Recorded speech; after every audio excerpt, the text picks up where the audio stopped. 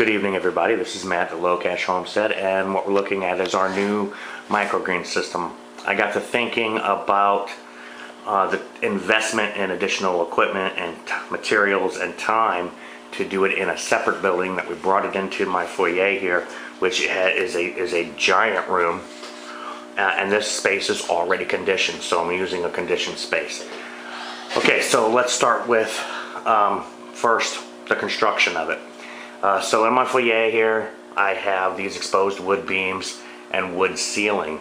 So I needed to make sure that this fit aesthetically. So I lined the downward post up with the exposed beams. What that means is that they also do not attach to a stud. So they are floating. So what we did to compensate for that is up at the top right here, we attached a header board, and that is attached with 4-inch coarse thread screws through the 2x, through the drywall, and into the 2x6s behind that.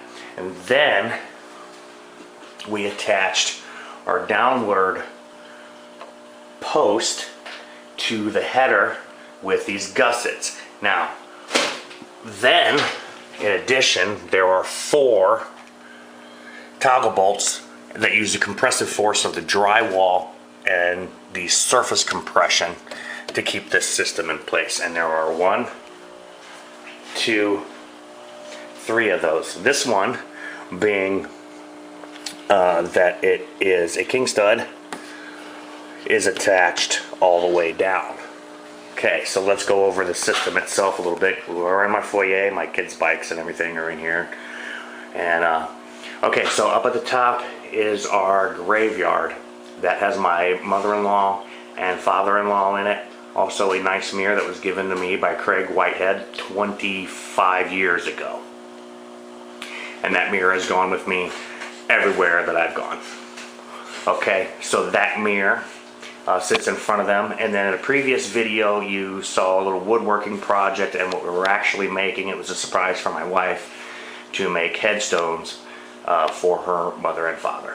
And then here, the shelves are built with 2x4s and 1/2-inch CDX.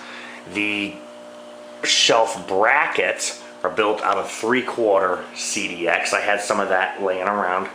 And then the same thing here. So if you look at it from the side, you'll see the shelf is 1/2-inch CDX, and then there's a 2x4 in the front, and it's anchored through, so it's anchored to all the shelf brackets.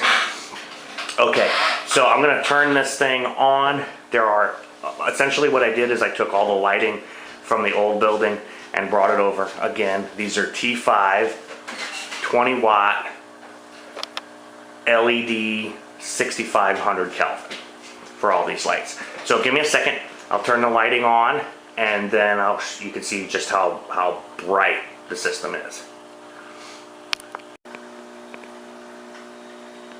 It's Matt with the Low Cash Homestead. So this is what the system looks like turned on.